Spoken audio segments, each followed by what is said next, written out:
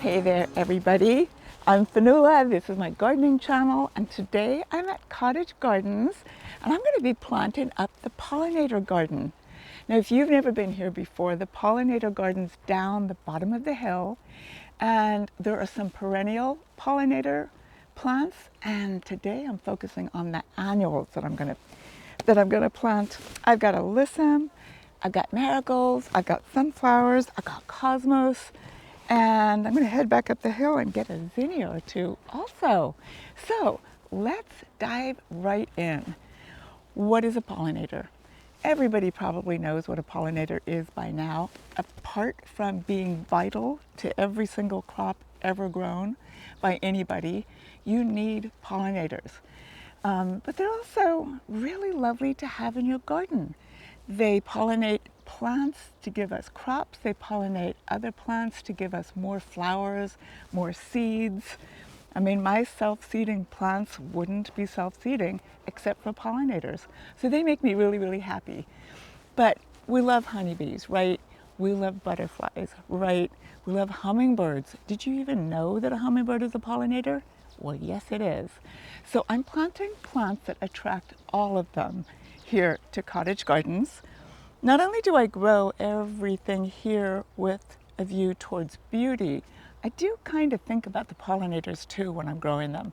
So I have a ton of pollinator-friendly perennials out there in the nursery. But yeah, today, annuals. So check out the garden. I've done some new rearranging. I've made the path a little windier, and now I'm going to fill in every possible gap with beautiful flowers, and this place is going to be just popping with blooms in a couple of weeks. So let's back up a tiny bit. I'm going to tell you about the perennial pollinator-friendly plants I've got down here, starting with lavender, of course. Lavender is beloved by honeybees, by hummingbirds too, did you know? And butterflies love it too. They're not in bloom yet, but this is the variety called Grosso. Gets 3 feet tall, 3 feet wide. In the summer, it is totally abuzz with honeybees, native bees, and butterflies. Absolutely amazing. Over here, I've got roses. I've got Coco Loco rose. The fairy is over there, and Ice Cap, I think, is the white one that I've got over there. All the pollinators love the roses too. Right here, I have got narrow leaf milkweed that self-seeded itself in a sort of a weird spot, but I'm going to leave it there because monarchs absolutely adore this kind of native milkweed. So it gets to stay. And then up here, we've got this beautiful, beautiful verbena from Brazil called Verbena bonariensis. Now these are my perennials that are pollinator friendly. I'm looking around to see are there any others. There's a little scabiosa, vivid violet over here, just beginning to bloom. Butterflies love that. It's a pincushion flower. But I've got gaps. There's more. Tagetes over here. It's the Mexican marigold. Lovely little native wasps. Oh, and native bees. I can see one right there already checking out the blooms, and they're barely beginning to open. Love this plant. Now this is going to be on fire with yellow blooms in about a month, maybe sooner. I'm checking out the buds, and that's a great pollinator plant. Totally drought tolerant, totally self-sufficient. Deer don't eat it, gophers don't eat it. And okay, oh yes, I gotta show you this. It is a teucrium. It's a giant germander.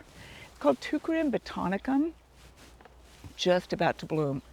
And that's partly what inspired me to change the pathway around a little bit and make it windier. So we would go around this, because this Teucrium botanicum, oh my goodness, tough as nails, fragrance is amazing. The foliage smells so, so good. Again, the deer don't eat it, the gophers don't eat it. And when it blooms, it is such a magnet for pollinators. You just would not believe it. I can see there's little buds on it right now. So I'd say in about a month, this incredible shrub is going to be just all blue and covered with pollinators. What else you know about my Nicotiana, that big giant tomentosa up there? This is another perennial around here. It's absolutely incredible. The bees love it, the hummingbirds love it. We're really supporting the pollinators in this garden. A little more lavender, and over here I've got salvia, black and blue. It's a great salvia. It can take a little bit of shade. It's totally fine. And so yeah, we're all about pollinators here. Here I've got a beautiful clematis. This is called Ramona, another plant that the pollinators really, really like. So I think that's it for my perennials. If I see any others, I'll let you know. Now I'm going to plant the gaps up with the annuals. I forgot to mention the Geranium madarense. It too is a pollinator attractor. This is a fabulous biennial from Madeira. It's in the geranium family, as you might have guessed by its name. And every first year, it puts out a bunch of foliage. Second year, this incredible spire of flowers. And the other day at home at my house, I saw a beautiful red admiral butterfly on it. Couldn't even get a picture though, because butterflies are shy. But just now we saw a bunch of native bees on it. All right, I found a gap. There is a gap between a verbena, a nicotiana, and this beautiful Teucrium botanicum. Right here, I'm going to plant a sunflower. So when you're planting for pollinators and you're looking at sunflowers, make sure that it's not the pollen-free kind. There's a lot of sunflowers out there to choose from, and I totally get it if you've got allergies or you're a florist and you want to grow a sunflower that doesn't leave pollen all over the table. But if you're growing for pollinators, make sure that it's multi-branching, going to give you a ton of flowers, and that it is not pollen-free, because you're trying to get those pollinators over there. The other thing you really want with a sunflower, I think, if you're into nature and supporting all the little critters around us, is the kind that really will produce seeds. Because after the flower is spent and it's all done, there should be a whole bunch of seeds there, and that brings the little chickadees and the finches and all those other little birds to your garden, and that is super cool too. All right, sunflowers are not too picky. However, I want pretty quick results because I'm an impatient type of a gardener. So I'm going to give it a little pinch of Ultra Boom plant food at the same time. Just get it off to a great start. I want to make sure the soil is nice and loose so the roots can penetrate and anchor this sunflower, because it is one that wants to grow 7 feet tall. So we want good deep roots so it doesn't fall over in the first little bit of wind that we might get down here. Okay, it's always important when you're planting something, for most plants, to plant it at the same depth that it was in the pot that you brought it home in. So there we go. That one is going to be just beautiful. Okay, I'm going to go grab a cosmos now. Next, I'm going to plant a cosmos. Now, if you've never grown a cosmos before, you got to start. They look so innocent and ferny and little, and just like they should be delicate, but they are not. And this one is going to get nice and big and bushy and have flowers all over it. And the butterflies are going to be thrilled to bits, and the bees are going to be thrilled to bits. And this particular bit of the garden is going to be so pretty and fluffy and ferny. So cosmos is easy to grow, very, very drought tolerant. I do give water to everything in this garden though, because I want good results. But this cosmos won't get its own dripper. It's going to be nearby something that does have a dripper on it, and that's going to keep it as happy as it can be. All right, here we are, cosmos. This is Fizzy Rose Picotee, a very, very pretty variety that's going to look really nice around here with all the other pink and rosy plants that are happening. Oh, I should have mentioned before, this right here is a member of the mallow family. It's another perennial I just popped in quite recently, so not established in the garden or in my brain quite yet. But I love it because in my garden at home, basically never stops blooming, which is so nice. You are supporting the pollinators all year long with this plant. Bees love it, butterflies love it. I've never seen hummingbirds on it, but it looks like the kind of thing that a hummingbird should like. There we go, Cosmos in. Cosmos comes in a whole range of different colors. One of my favorites is bright lights, bright orange. I mean, really, really intense orange. So if you're ever looking for a pop of orange in your garden, super easy care orange, go for Cosmos Bright Lights. I'm going to use this opportunity now that I'm down on the ground to do a spot of weeding before I pop in an orange marigold. I was just talking about bright lights a moment ago. That Cosmos that I really love for that pop of orange. And marigolds, that's another great way of getting orange into your garden. This is a low growing one. Very pretty little French marigold. And marigolds are another plant that you'd be surprised to hear that honeybees really like and native bees really, really like too. I've never seen a butterfly on it, but it wouldn't surprise me if butterflies dip in for the nectar there too. But the other super cool thing about marigolds, in case you didn't know, is that they're edible. The foliage, it's very strong, so you don't want to use too much of it, but both the foliage and the petals of the flowers can be put onto a salad or tea made from the foliage. It's really kind of cool. So serving double duty in the garden, both as a pollinator-friendly plant and as something that you can pop on top of a salad or decorate a cake with. And it's always cool to add more color to your cakes or to your salads. It is pretty intense, like I said, so you don't want to overdo it.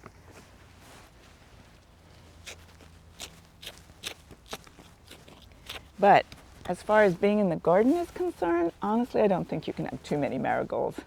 They're so summery and so happy. And if you deadhead frequently, they'll just keep on blooming till the first frost. Okay, there we go, marigolds in. Now, no pollinator garden would be complete without Alyssum. The tiniest little native bees, the tiniest little pollinators absolutely love Alyssum. So I'm gonna go grab some of that and just pop it in here and there, anywhere I think needs a little splash of white. Decided I'm going to plant my Alyssum right at the base of this arbor. It's not gonna get too big, but I was thinking it'd be really nice. You're walking through the arbor and the fragrance of the Alyssum is just going to make you so happy. So that's what I'm doing. Now, Alyssum is lovely and fragrant. Generally comes in 6-packs, and it's always a surprise how big and how far one cell of a 6-pack can go. So I'm really just going to plant 2, knowing that it's going to fill in. The fragrance is amazing, and it draws all kinds of little tiny pollinators.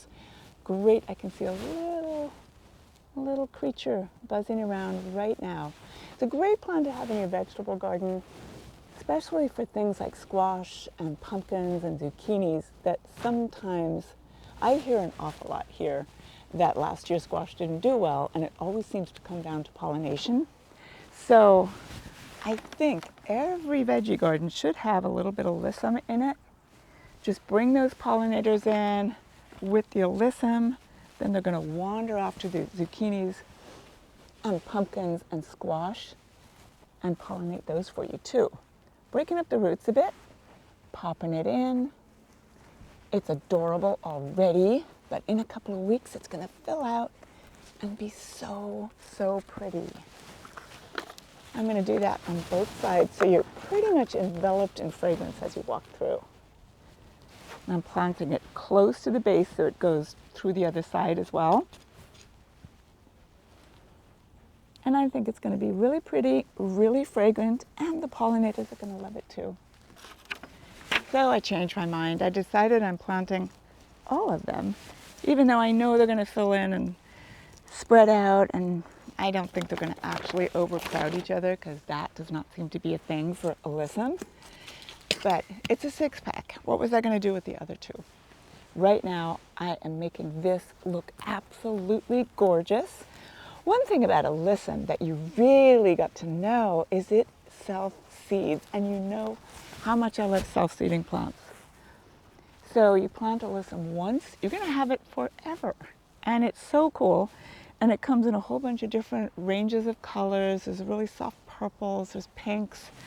I happen to love the white because there's something so unifying about underplanting a pollinator garden with white plants when you've got all these other colors going on.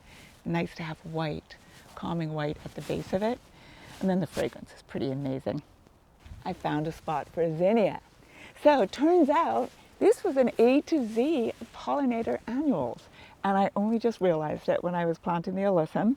And now we're at zinnias. So rearrange the whole video in your heads, and there you go, A to Z, pollinator annuals. They love zinnias, oh my goodness. I'm just remembering last summer and all the different species of butterflies that would land on the zinnias that I've got here. We would have anise swallowtails, we would have red admirals, the monarchs love them as well. And yeah, so I just look at this innocent little zinnia. This is big red. Doesn't look like anything much now. But before you know it, it's going to be up there about 3 feet high with a bunch of blooms on it and a bunch of butterflies visiting. And that makes me happy. So I'm planting it on the other side of this little arbor. It's not going to climb or anything like that, but the arbor will keep it back so that people can walk through without getting assaulted by zinnia flowers.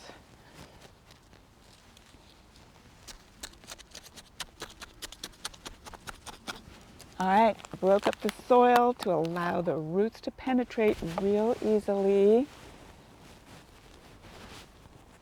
Now I've enriched the soil over the last couple of months anyway, because last year's pollinator garden was super productive, super full of sunflowers and zinnias and marigolds that used up a lot of the nutrients that would have been here. So of course we enriched the soil. I used soil booster and also some all-purpose fertilizer over the last couple of months, and I can see that the plants are responding. The other thing I did is I rearranged the irrigation so that most of my plants are getting properly watered. Many of them are really drought tolerant though. This verbena, that tagetes, super drought tolerant plants. So they can be neglected a little bit. Zinnias love the heat and they don't want an awful lot of water either. So I can just keep an eye on them and get down here and hand water. And that's one of the things about a pollinator garden. You create one, you're going to want to go visit it a lot and just see what's going on. What creatures are also visiting it? Are they honeybees? Are they hummingbirds? We're getting buzzed by a hummingbird right this minute. And what else do you need to support the local pollinators?